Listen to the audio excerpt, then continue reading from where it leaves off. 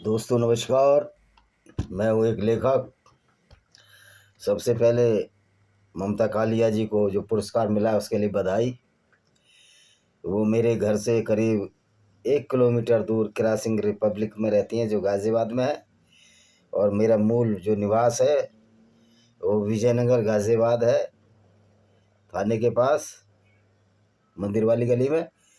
तो मैं बड़ा सौभाग्यशाली हूँ कि ममता कालिया हमारे ही गाज़ियाबाद शहर में रहती हैं। दूसरा, मैंने भी 11-12 किताबें लिखी हैं, इंग्लिश में है। ये मेरी किताब है वेनेमस फैंग्स ऑफ कोबरा। मैं सरकार से बहुत ज़्यादा जुड़ा हुआ व्यक्ति नहीं हूँ, ना मुझे अपेक्षा है। मेरी किताबें इंग्लिश में होती हैं और लोगों के लिए होती हैं, ना मुझे पुरस्कारों की अपेक्षा है, ना मैं उपेक्षा की परवाह करता हूँ, ना अपेक्षा की अपेक्षा रखता हूँ। तो दोस्तों, आज हम दो बिंदुओं पर केंद्रित हैं। पहला कि संविधान किसने लिखा भारत का, और दूसरा कि जो भारत के जो सो कॉल्ड आदिवासी, दलित और जो पिछड़े जाति के लोग, खासतौर पर दलित और आदिवासी कहते हैं कि मूल निवासी हमें, कुछ ऐसी थ्योरी चला रखी है इन लोगों ने। तो दोनों ही चीज़ें गलत हैं। इसी पर आज चर्चा करेंगे हम। तो भारतीय संविधान मुख्य रूप से संविधान सभा द्वारा तैयार किया गया था। अब सवाल ये है कि क्या वास्तव में ये हमारा मौलिक संविधान है या नकल भर है। तो वास्तविकता यह है कि ये मौलिक संविधान नहीं है, ये नकल भर है। हमने सिर्फ नकल की है दूसरों से।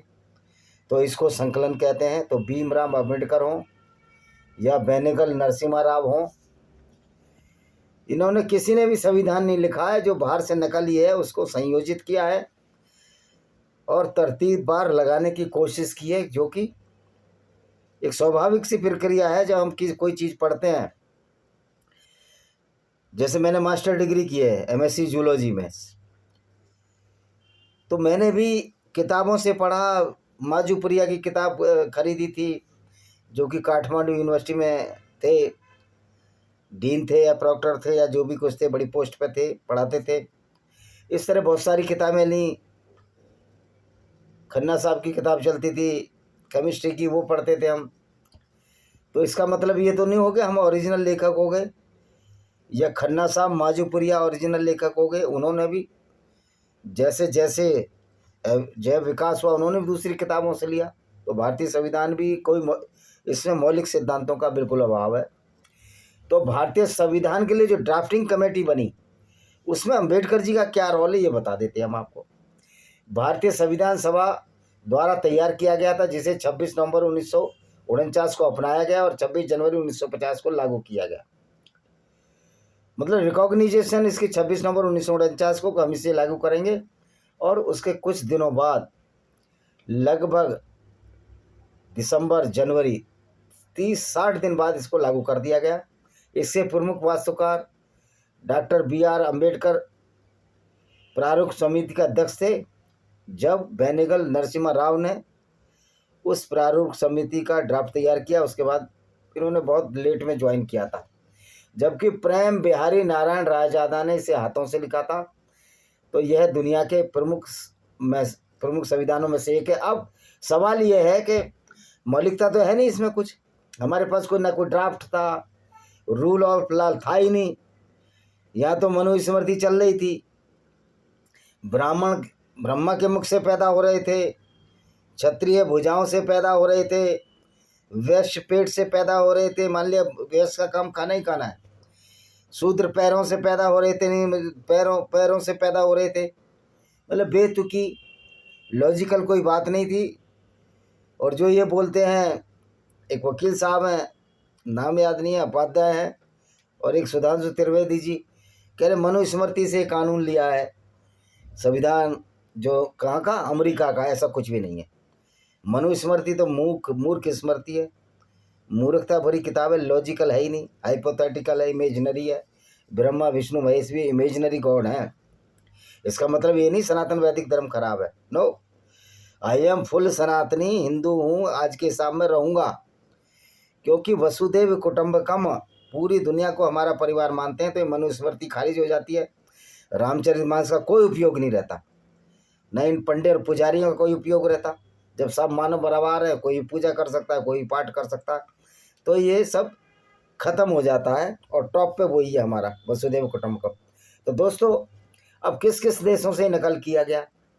ये किया गया ब्रिटेन से। संसदीय प्रणाली, कानून का शासन यानी रूल ऑफ लॉ, और एक नागरिकता, यानी कि अगर हमारा देश का नागरिक यहाँ है इंडिया में, उसकी एक ही नागरिकता है।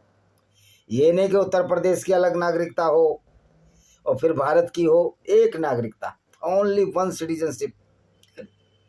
कानून का शासन, हालांकि कानून का शासन कहने को तो संविधान तो कहता, पर है नहीं। हर आदमी कानून का अपने हिसाब से तोड़ मरोड़ रहा है। पुलिस प्रशासन कितना भ्रष्ट तंत्र है आप जानते हैं। अमेरिका से फंडामेंटल राइट्स वो भी नहीं है। सोनम वांगचुक को अगर वो इतने ही गलत थे तो रासुका लगाई, फिर क्यों छोड़ा गया? तो ये तो मिसयूज हो रहा है। ना मौलिक अधिकार पर चल रहे हैं लोग, न्यायपालिका की भी स्वतंत्रता नहीं है। जब कॉलेजियम सिस्टम होगा जिसमें न्यायाधीश सरकार अपनी मर्जी से सुनेगी और न्यायाधीशों का एक पैनल चीफ जस्टिस की अगुवाई में अपनी मर्जी से वो भेजेंगे पूरा, एक वो भेजेंगे, क्या बोलते हैं उसको, जो एक ग्रुप भेजेंगे कि इनमें से ये सेलेक्ट करना है, एक रिपोर्ट भेजेंगे। तो ये भी नहीं है इसमें। संविधान की सर्वोच्चता, अब संविधान की सर्वोच्चता तो इसलिए खत्म हो जाती है कि अभी संविधान में मानवता नाम की कोई चीज़ नहीं है। SC/ST एक्ट की आवश्यकता ही नहीं थी। अगर एक्ट लाना था तो वो लाना था, किसी के खिलाफ भी एट्रोसिटी हो तो उसके खिलाफ केस होना चाहिए। लेकिन यहाँ संविधान की जो बराबरी का अधिकार है वो भी SC/ST एक्ट छीन लेता है। अब UGC एक्ट छीन लेता है। तो नेताओं ने संविधान का बेड़ा गर्क कर दिया।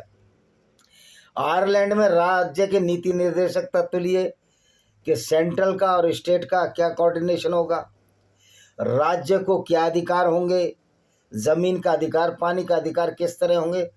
कनाडा मजबूत केंद्र के साथ संघवाद, यानी कि मजबूत केंद्र, सेंटर मजबूत रहेगा और स्टेट रहेंगी। तो दोस्तों, आप ये देख सकते हो कि संविधान जो है बेनेगल नरसिंह राव ने नहीं लिखा, अम्बेडकर ने भी नहीं लिखा।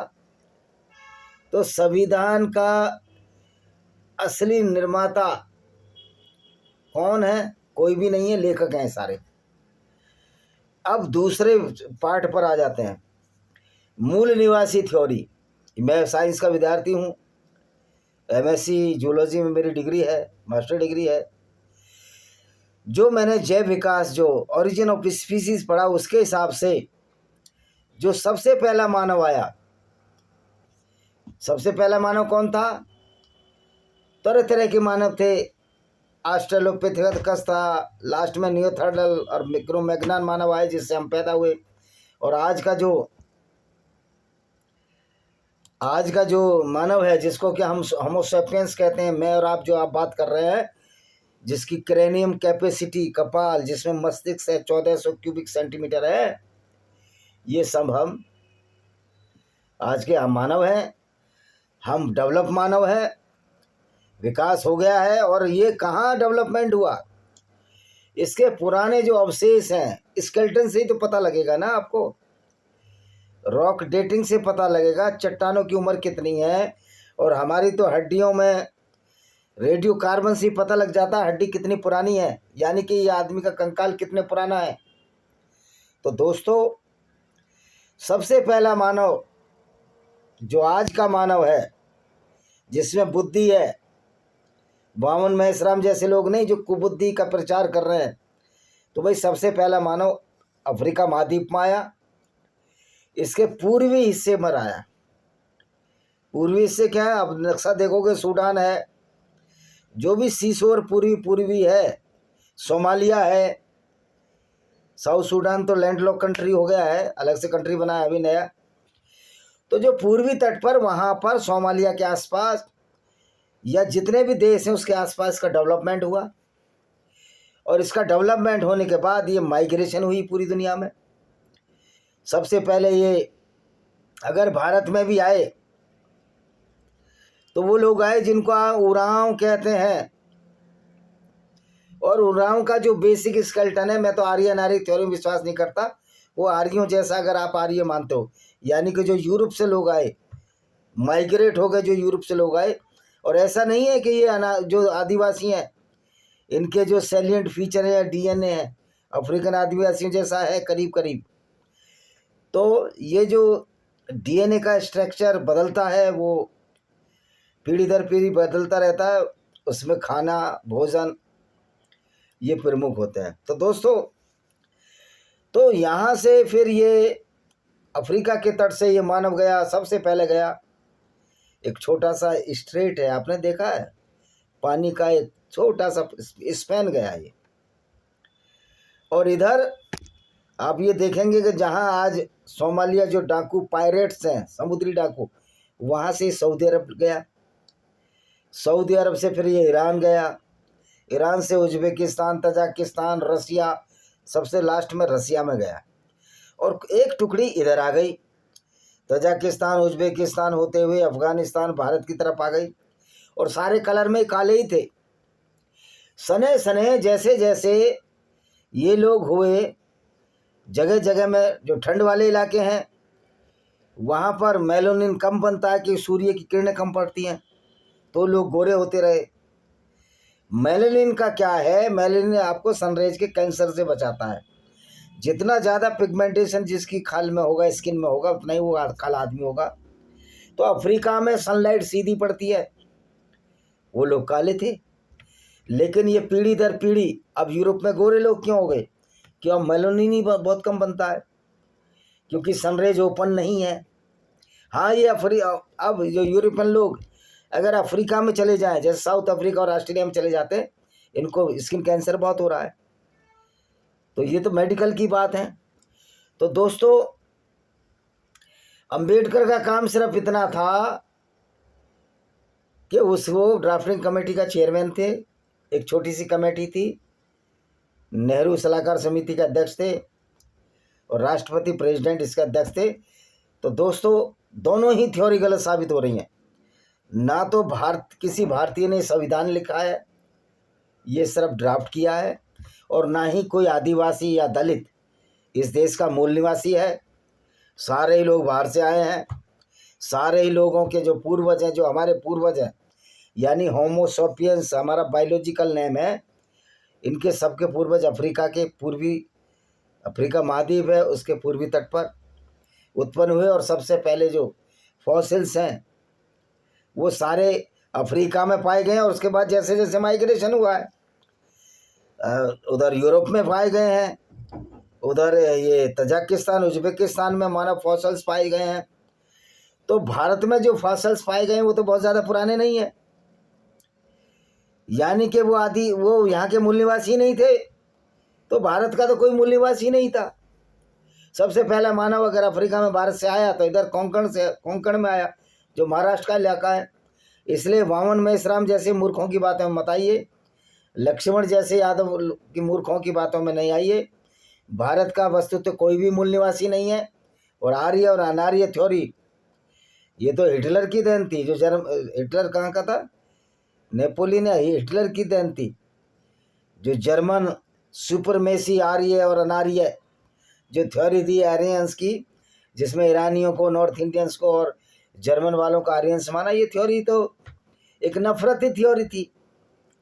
उसने अपने को सर्वश्रेष्ठ घोषित करने के चक्कर में 50 लाख यहूदी मरवा दिए।